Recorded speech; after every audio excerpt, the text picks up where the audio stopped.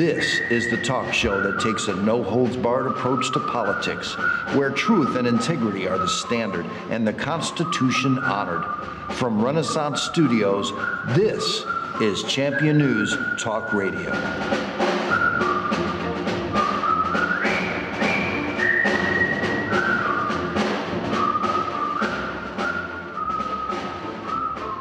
Good morning and happy Easter, and welcome to another great edition of Champion News Talk Radio, brought to you by championnews.net, your choice for the conservative voice. This is Carol Parisi. Today, our founder, Jack Roeser, and myself have Representative Tom Morrison with us. And happy Easter, gentlemen. How are you today? All right, doing well. Thank you. Happy Easter to you, too. Tom Morrison, you're a great guy to be down in the legislature, in the House in Illinois, and you're really equipped to handle the kind of disaster the state is in. Yeah, we're the most crooked state, and we're the most broke state of all. And folks, this fella knows how to handle disasters because he was in the business of handling what? Well, so to speak. I mean, we were sort of... Big fire, big flood, everything's in ruin, and you had the equipment and the trained people to mitigate the disaster. Right. Tom, you're ready for a really big one now. Yeah, we have a big one. We want to find out about the state of the state today, Tom. So, what was your business? And you still do have your business. I have a small piece of ownership now. I've decided to. This is such a catastrophic disaster. That is the state of the state. That it takes a lot of time, and not having an extensive political background or a legal background. There's a lot that I'm still learning, so I appreciate your comments. I'm flattered by them. Well, you have the right attitude anyway, and being a businessman, you've had the practical experience of living through all of the different factors that come at you of money and people and customers.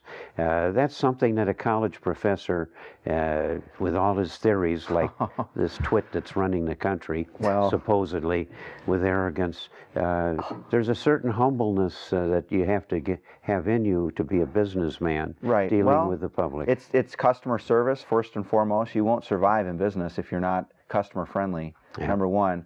And you have to use common sense. You know, if something is not working, then you've got to be nimble and make changes. And you know, frankly, the state government, the federal government too, but you know, we're particularly talking about Illinois, is not very nimble.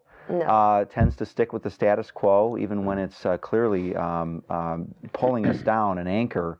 You know, the state is trying to keep its head above water. All these small business owners, families are trying to keep their heads above water, and you still have a lot of the public sector unions that are resisting the changes that are necessary to get our state back on stable financial footing. That has turned into a tremendous evil. I'll just add a little factoid in. You know, our Champion News has had Bill Zettler mining the data that we've published for 15 years about the salaries and pensions in the K-12 school system, which are outrageously high things that are bankrupting the state. But one of the things he came up with is that the teachers' unions get from the teachers themselves dues of $135 million a year. That goes from the teachers, taken out of their pockets, into the stinking union that's supposed to be helping them. And what have they done? They've bankrupted the pension system, and the teachers' union, they're not going to get the pensions that they were promised.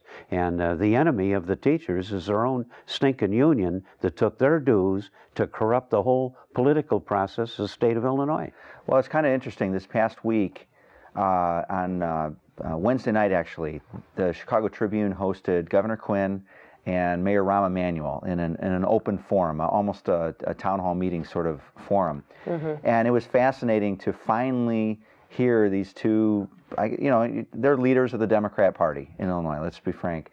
And it was finally refreshing, actually, to hear them talk about the need for change. I mean, they're basically using the talking points that we've been discussing for decades, literally decades, saying they're finally waking up to the damage they've done. Right, exactly. And it was, you know, I found myself in the audience nodding in agreement. Now, you know, maybe it's rhetoric at this point. Maybe they realize that they're finally so backed into a corner that it's so painfully obvious to everyone that a change has to be made. But I thought it was kind of interesting. I wrote down a couple of the quotes. The mayor said, you know, we're not being honest to workers. We're not being honest to the taxpayers who are on the hook. We've been saying that for forever. Yeah, yeah.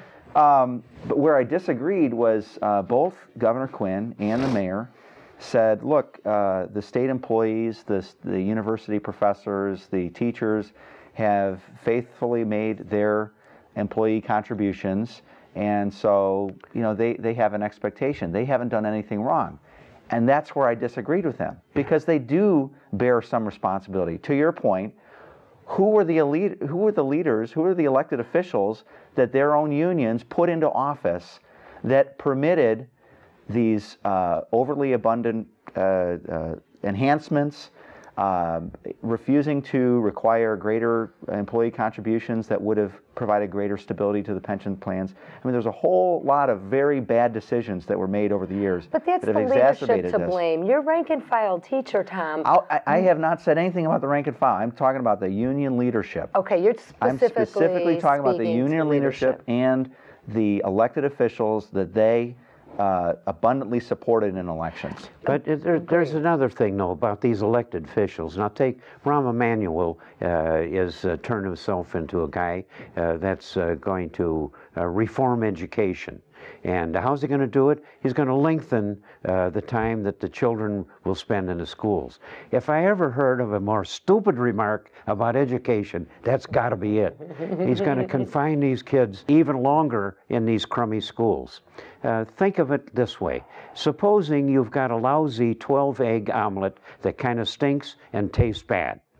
Now, that would be the way you could describe the school system, the K-12 thing, which costs a lot, but the results we're getting are terrible. Most of them don't even graduate from high school. Only half of those in the city that go to high school, only half of them ever graduate, and they're at the 6th grade level. So that's the lousy, stinking, smelling omelet we've got. So what he wants to do is add 2 more nice fresh eggs to that omelet. Keep them in that damn school system even longer.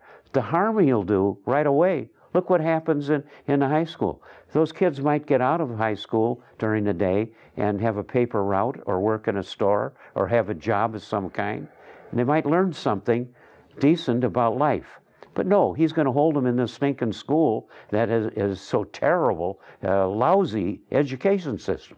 Well, and he wants to lengthen the day. I think the next thing is, it's the wrong solution to and that union will be asking for more pay, which they are way over the top in pay and pensions and everything else. It does not a damn thing, and they're pretending that they have got.